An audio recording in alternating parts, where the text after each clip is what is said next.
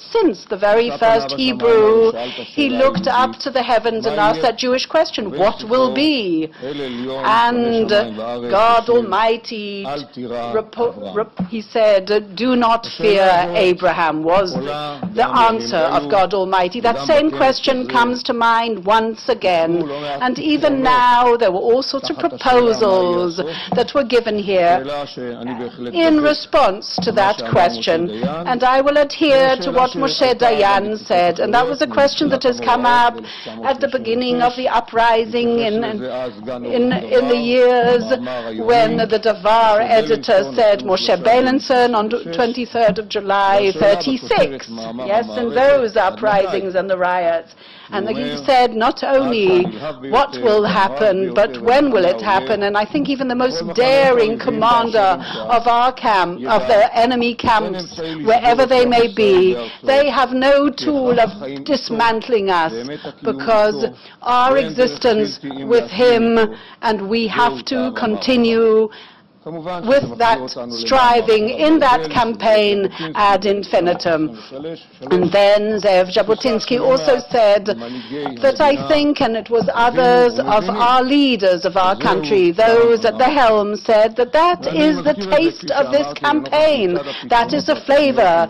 So whatever programs and plans we've heard over the last few days vis-a-vis the Israeli-Palestinian conflict, that all based perhaps on territorial issues and circumstances, Judea, Samaria, while perhaps ignoring what has been happening and all the conflicts over the years, and the fact that we've been trying for over 21 years to negotiate, and in 93 we had the Oslo Accords, but it is ongoing the entire time, and then the political various processes that have been going on.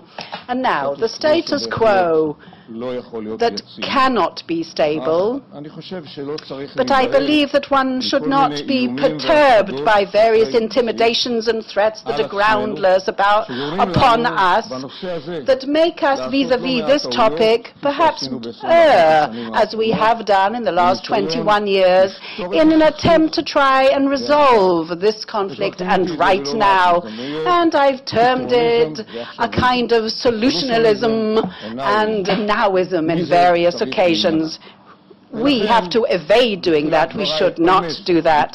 So perhaps I'll philosophize a little bit about these intimidations and threats that do frighten us day in, day out. And unfortunately, they are reiterated from our friends around the world, because they think that those are certain basic assumptions about the conflict. Now, what are the basic assumptions? Is it just a territorial conflict that started in 67 and have to go back to those lines? It's as if being fixated in various cycles and circles around the world. Of course, the historical facts about the last 150 years of Zionism didn't start in 1967. But for no leadership from any side have we heard. They say that it would end on the 67 lines. But the concept that has been deeply rooted, and I believed in, but perhaps I was mistakenly so, because I trusted and believed in Oslo, and I actually sanctified people's lives over the value of land. But I think that when we spoke about land instead of peace, for the sake of peace, I think it was a mistake, because we have had over 1,000 fatalities when we did that. In other words, it was a mistake, like we had thousands of rockets from the Gaza Strip, and therefore the core, the heart of this conflict, as we've seen in those 9 months of negotiations led by the Americans over the last period, was the Palestinian readiness to actually say yes to 3 questions.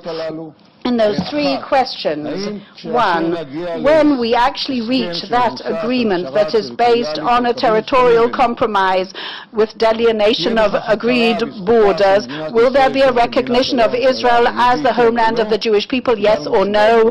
The answer was very unequivocally. Abu Mazen said at the Arab League, I'm not even willing to start talking about that. So the question is, why do we need their recognition? question. We didn't ask it of the Jordanians or the Egyptians, and it's true.